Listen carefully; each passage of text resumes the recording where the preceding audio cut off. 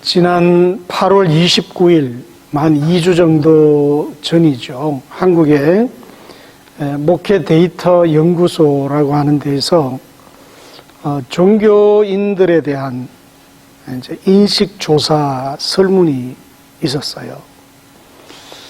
그 결과가 이제 발표가 되었는데, 다소 충격적인 결과입니다. 여기에 보면 천주교에 대해서 어떤 이미지, 어떤 인상을 받느냐. 그들은 참 온화하다, 34.1%.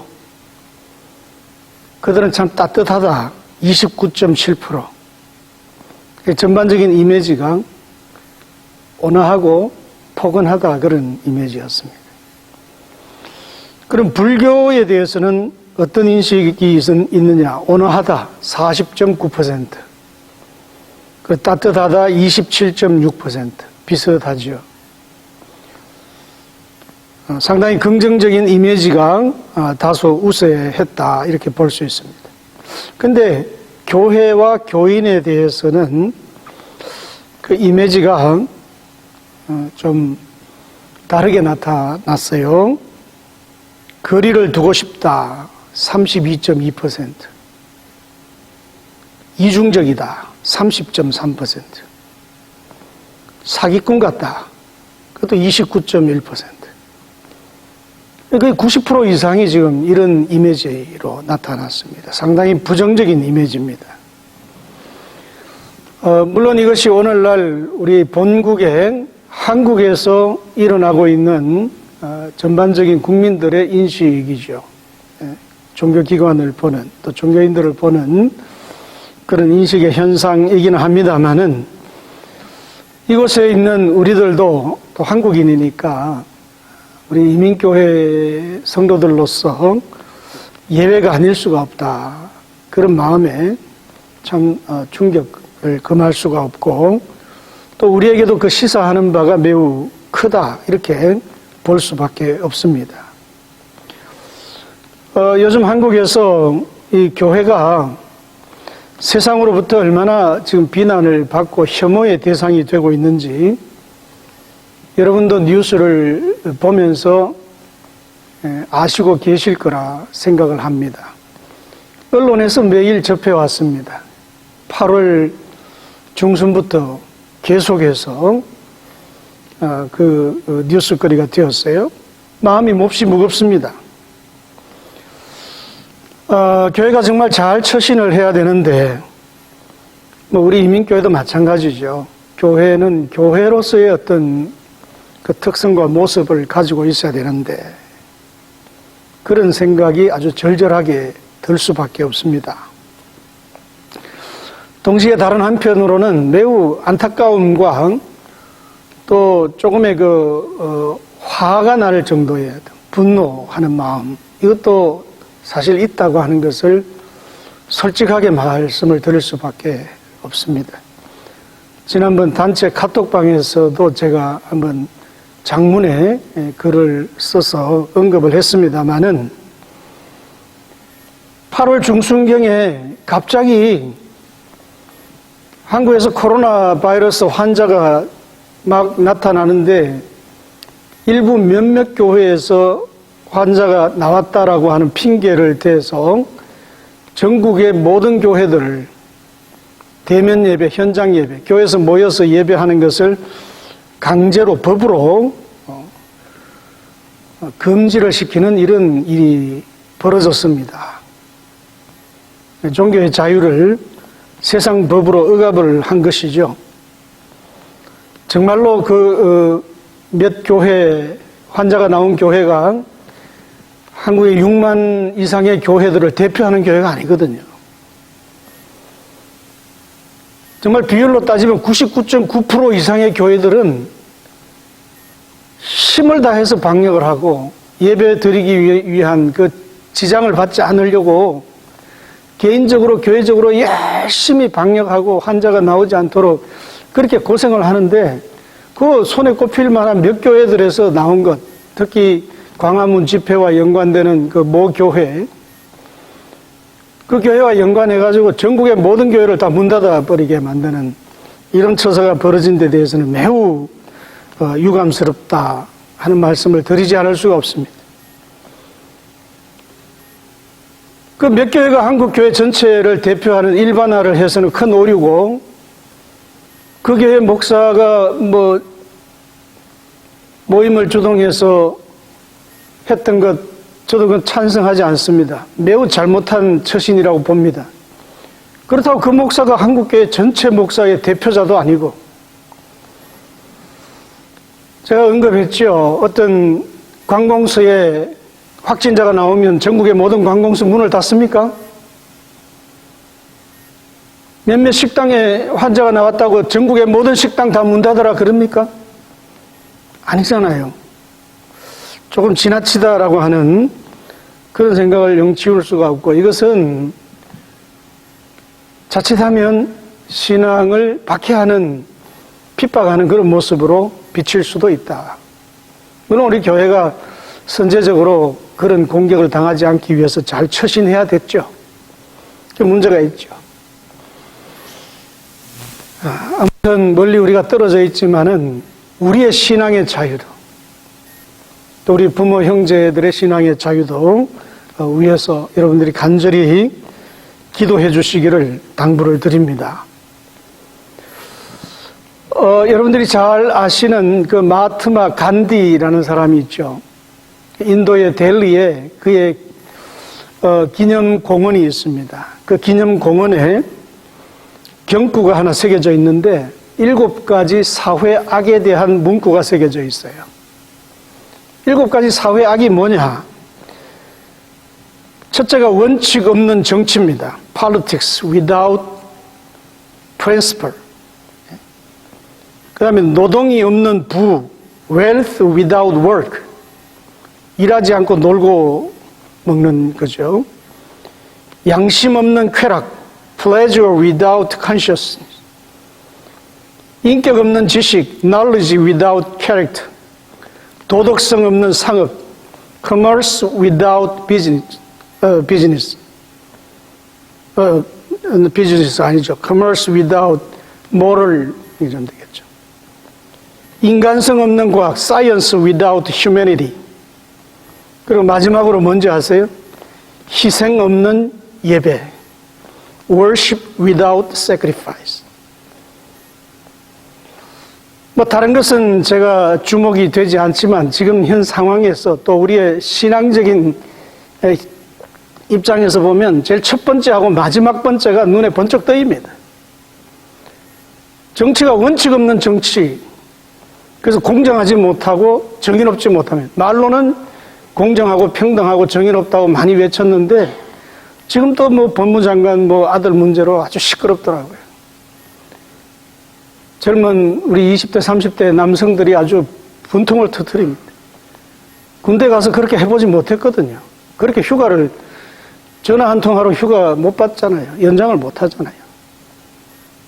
저는 사단본부 행정병을 했습니다마는 휴가증 제가 끊어줬어요. 사단장 도장을 제가 가지고 왔어요. 그거 없이 나가면 헌병대의 위병소에 다 걸립니다. 그거 보여줘야 됩니다. 저 구두로 받았습니다. 안 통합니다. 근데 통했거든요. 그러니까 분통을 터뜨린 거예요. 이게 무슨 공정이냐.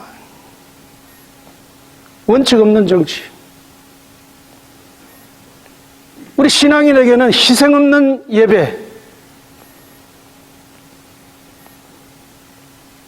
하나님 앞에 예배드리면서 헌신과 섬김과 희생, 이것 없이 예배한다라고 하는 것은 와서 위안을 얻고 와서 좋았다, 내 필링이 아주 새로운 힘을 얻었다, 그걸로만 초점을 맞추는 예배는 진짜 예배 아닐 수 있습니다. 사회악을 형성하는 것일 수 있습니다. 한국 기독교의 어떤 지금 그 집회를 주도하는 이런 분들의 그 일부 문제점들도 거기에 있을 수도 있어요.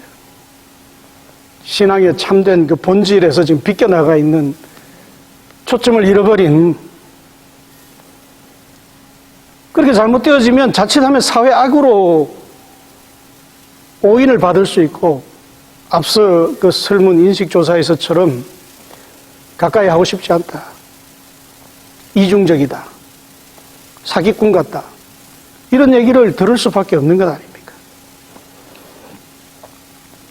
깨달음이 없는 종교는 믿으나 마나 한 것이고, 그죠? 희생이 없는 예배도 드리나 마나 하는 것이고, 진실함이 없는 친구는 있으나 마나 한 것이고, 그 친구가 아니죠, 그런 사람. 예. 오늘 주시는 이 말씀을 통해서 그 말씀 깨닫는 은혜가 있기를 바라고요. 또 하나님을 사랑하고 하나님을 예배하는 데에 우리의 마음과 뜻과 힘과 정성을 다해서 주님 필요하시면 무엇이든지 주님 앞에 드릴 수 있는 그런 헌신과 희생의 예배, 이것에 대해서 우리가 다시 한번 묵상하면서 은혜 받는 그런 귀한 시간이 되기를 간절히 소원합니다. 오늘 신명기 30장은 모세의 마지막 설교 결론 부분이라는 말씀을 지난주에 드렸습니다. 오늘 말씀을 보면 하나님께서 이 율법의 말씀, 하나님이 주시는 명령의 말씀은 너무 멀리 있는 추상적인 게 아니다라는 것입니다. 아주 우리 가까이에 있다. 저 하늘 끝, 바다 끝에 있는 게 아니고 내 손자락에 지금 잡혀 있는 그런 말씀이다. 중간에 가면 내 입에 있는 말씀이다. 구체적인 우리의 삶의 현장에 나와 함께 아주 가까운 곳에 있는 말씀이라고 우리에게 깨우쳐주고 있습니다. 그러면서 지키기 어려운 것이 아니라 충분히 지킬 수 있는 것이라는 거죠. 지키겠다는 마음만 있으면, 하루 주신 24시간 중에 일정 부분 하나님 앞에 헌신하여 드릴 수만 있다면 얼마든지 그 말씀 묵상할 수 있고 마음에 새겨 담고 있다가 그 말씀을 지켜나가는 그런 영적인 싸움을 벌이면서 마음만 먹으면 지킬 수 있다.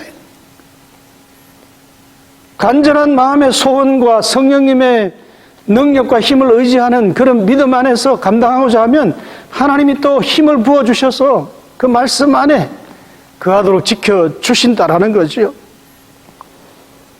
그러면서 무슨 말씀을 하시느냐? 순종의 길을 택하는 사람은 생명과 복을 얻을 것이다.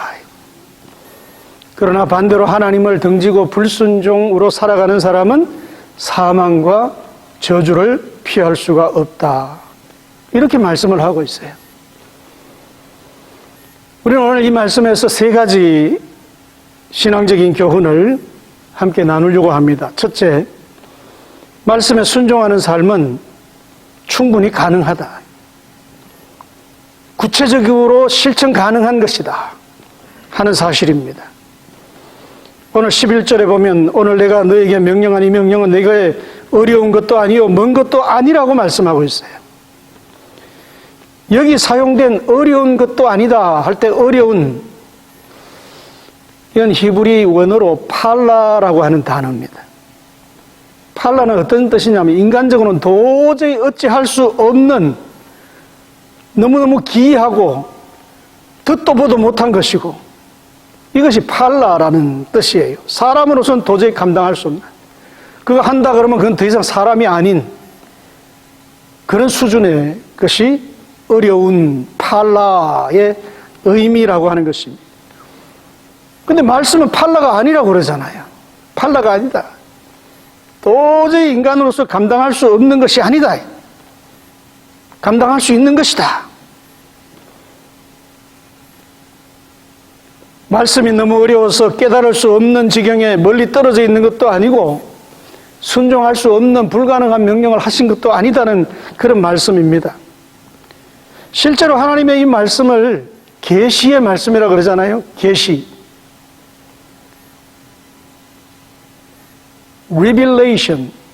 열어서 보여주었다. 하나님의 말씀은 우리가 볼 수 있도록 우리의 눈을 열어서 또 말씀의 의미를 다 펼쳐 열어서 우리가 보고 볼 수 있고 듣고 이해하고 깨달을 수 있도록 이미 주신 말씀이 계시의 말씀이다. 그런 의미입니다. 누구든지 이 말씀을 펼치면 볼 수 있습니다. 보면 깨달을 수 있습니다.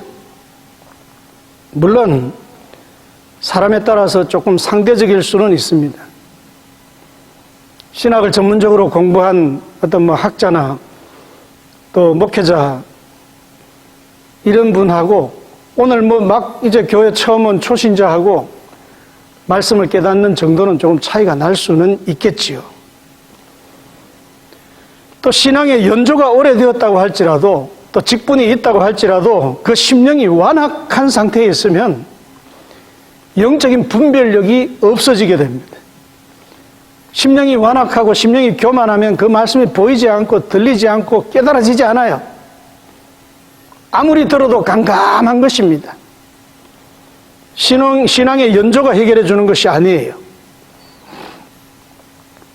그래서 결국은 직분도 아니고 연조도 아니고 완악한 마음을 없애는 것이 중요한 거예요.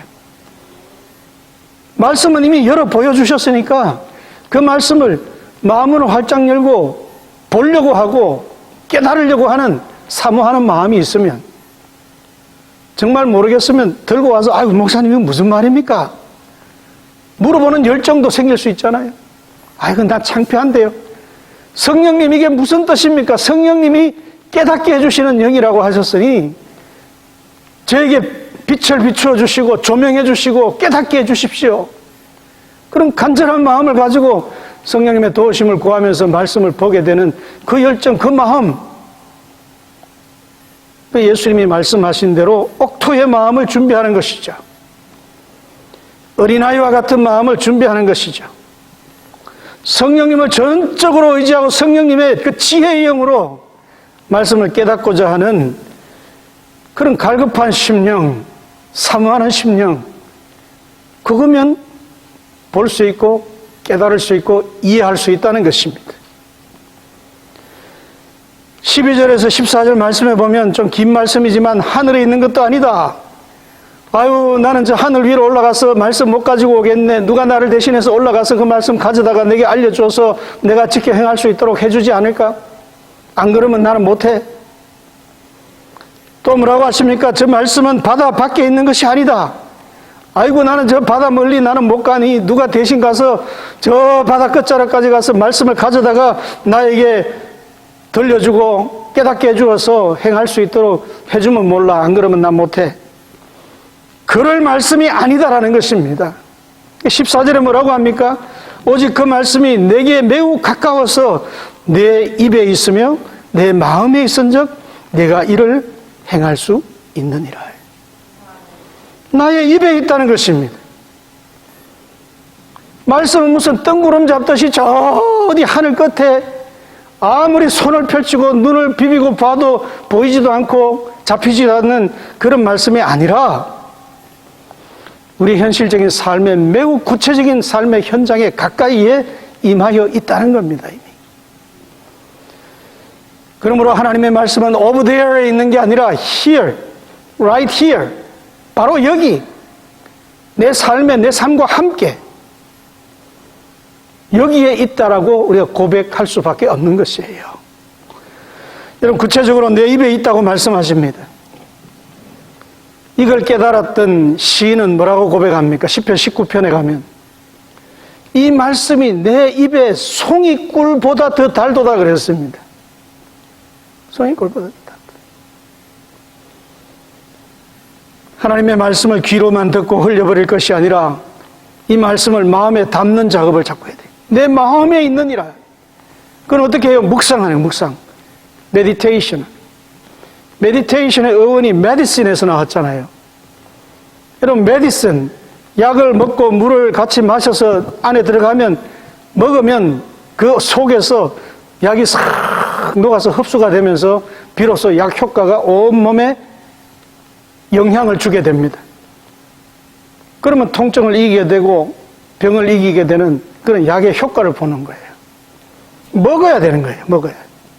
그 약을 쳐다보기만 하고 손으로 그냥 갖고 반질반질 아무리 갖고 있어봐야 그 약 효과가 여기에 들어가질 않습니다.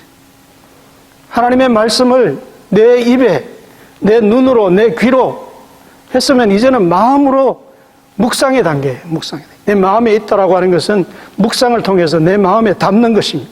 내 신비에 새기는 것입니다. 잘 박힌 목과 같이 내 마음판에 딱 들이박는 거예요. 딱 더 이상 뽑혀나가지 않도록 마음에 심는 것입니다. 그러면 어떻게 되느냐? 내가 이를 행할 수 있느니라. 말씀은 빈부 귀천의 차별이 없고 남녀노소의 차별이 없습니다.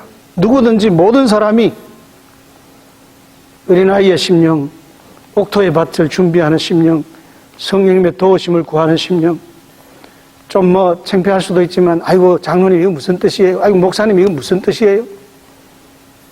배우고자 하는 열정, 깨닫고자 하는 사모하는 마음, 그것 있으면 깨닫고 그 말씀 계속 묵상하고 계속 읊조리면서 마음판에 자꾸 담아두면 그 말씀 행할 수 있다는 거예요. 순간, 결정적인 순간에 그 말씀이 마음판에서 탁 역사하면서 나를 깨우쳐 주잖아요. 마음판이 없으면 그 결정적인 순간에 말씀이 떠나버리면 말씀이 나를 깨우쳐 주지를 못하죠.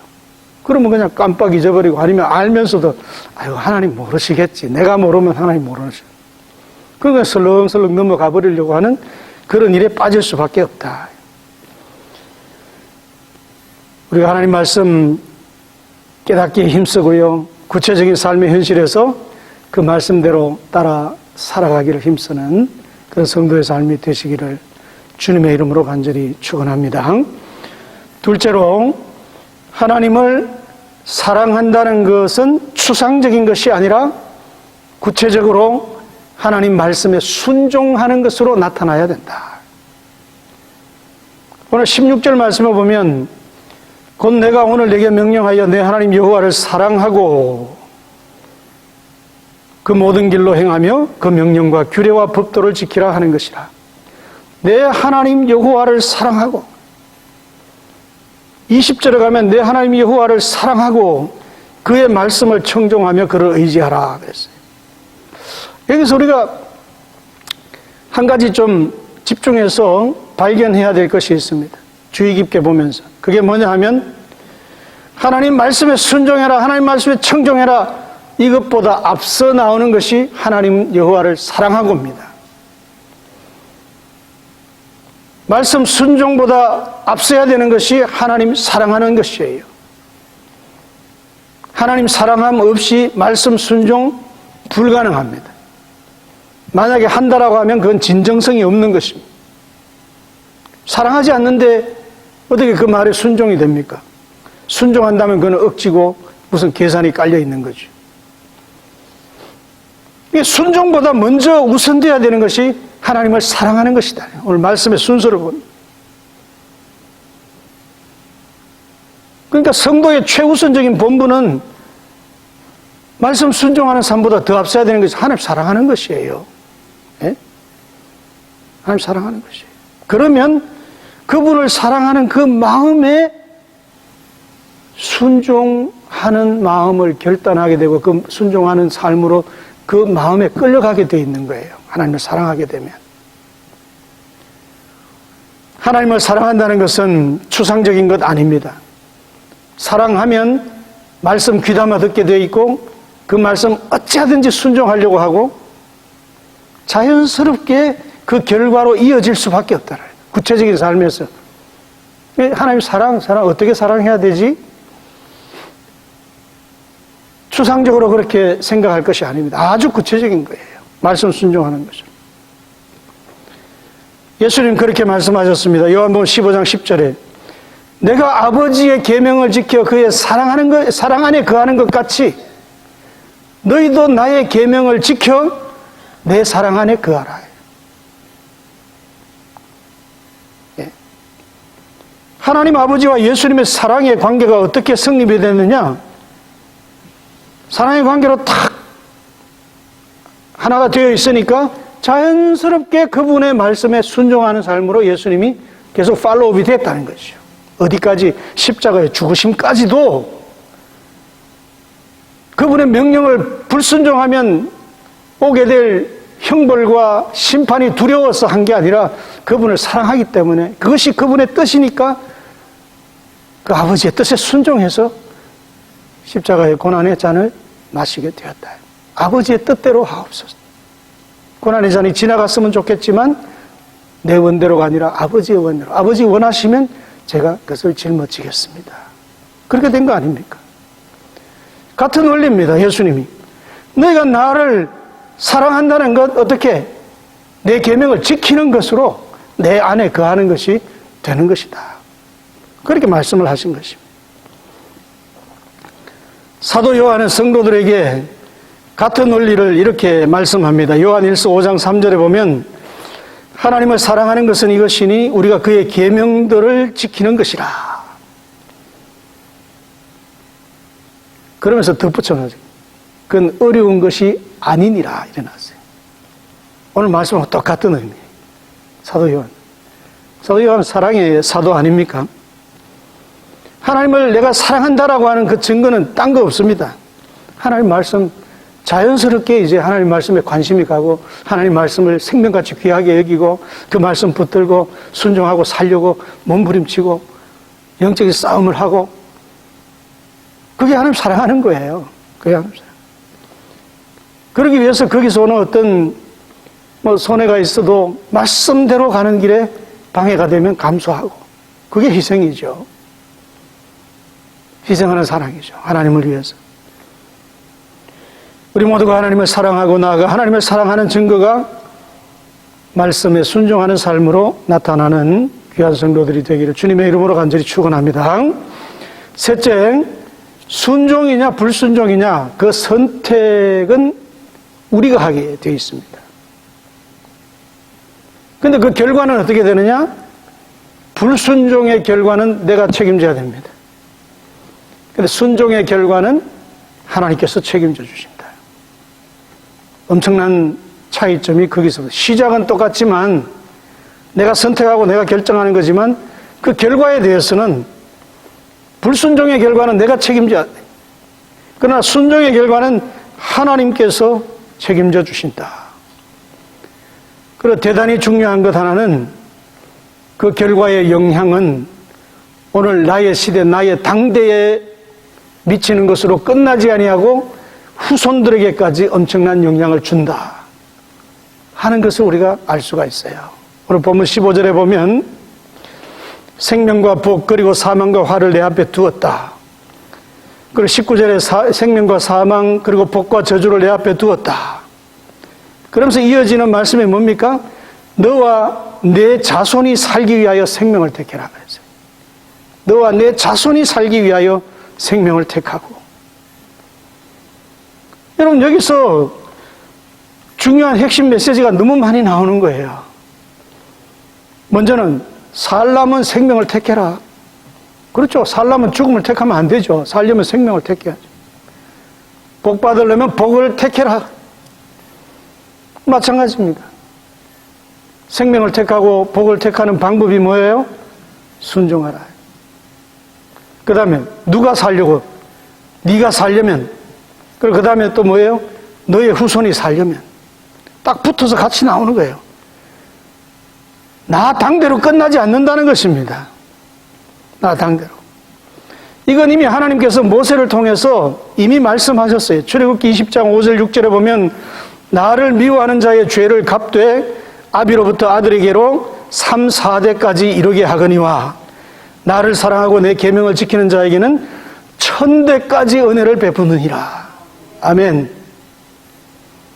하나님을 사랑하고 그분 말씀에 순종하면 하나님이 우리 당대와 자손 1000대에 이르기까지, 물론 이건 오랜 동안 장구하도록 하나님이 은혜 주시고 복을 더하여 주신다는 의미로 1000대라고 이렇게 표현을 한 것이죠.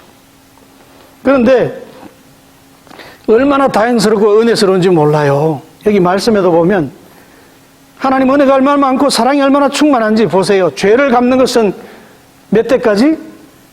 3, 4대까지. 은혜와 복을 주시는 것은 몇 대까지? 1000대까지. 천지 차이 아닙니까? 죄를 갚는 것은 아주 짧은 순간에, 지난주에 말씀드린 것처럼 그게 사랑의 회초리인 거예요. 여호와께로 돌아오라고 하는 시도를 계속 보내는 것으로 짧은 시간 하나님께 채찍을 주시는 것입니다. 그러나 은혜와 복은요, 천대에 이르기까지 준다. 얼마나 은혜로운지 몰라요. 어떤 사람은 좀 독하게 말할 때 좋은 거는 그냥 한마디로 끝나고 안 좋은 거는 몇십 년 동안 계속 갖다 퍼붓고, 하나님 그 반대잖아요. 안 좋은 걸 한번 딱 하고 끝나고 좋은 거는 막 두고 자손 대대로 은혜와 복을 주신다. 얼마나 하나님 은혜가 여기서 느껴지는 그런 말씀 아닌 것입니까? 중요한 것은, 이제 남는 것은 뭡니까? 우리의 선택과 결단입니다. 하나님을 사랑하고 말씀에 순종하는 삶을 살면 하나님은 우리의 삶과 후손들에게까지 자자손손 믿음의 유산을 지켜가게 하시고 생명과 축복의 삶을 보장해 주실 것을 믿으시기를 바랍니다. 이제 말씀을 좀 정리하면서 마치려고 합니다. 인생에는 다 경험하시지만 선택의 연속입니다. 매일매일 선택을 해요. 오늘 뭘 해야 되지? 아, 이거 해야 되는구나. 언제 해야 되지? 아침에 하나? 점심에 하나? 어떻게 해야 되지? 혼자 해야 되나? 누구하고 같이 해야 되나? 계속해서 이건 선택의 연속인 거예요. 그리고 그 선택한 것에 대해서는 필연적으로 어떤 결과가 오게 되어 있습니다. 어떤 결과가 오게 되어 있어요. 그 오는 결과는 때로는 긍정적인 좋은 결과가 올 수도 있고 때로는 부정적인 나쁜 결과가 올 수도 있는데, 중요한 것은 그 결과의 영향이 나에게 미쳐진다는 거예요. 어떤 건 오랫동안 두고 영향을 끼칠 수도 있습니다.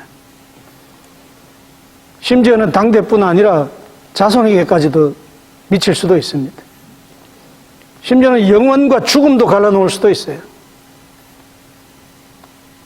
이것이 선택이고 선택의 결과라고 하는 것입니다. 앞서 말씀드렸습니다. 선택은 내 몫이지만, 그리고 불순종의 결과는 내가 책임져야 되지만 순종의 결과는 하나님께서 책임져 주신다. 생명과 복으로 채워주시기로 이미 하나님이 약속을 하셨습니다.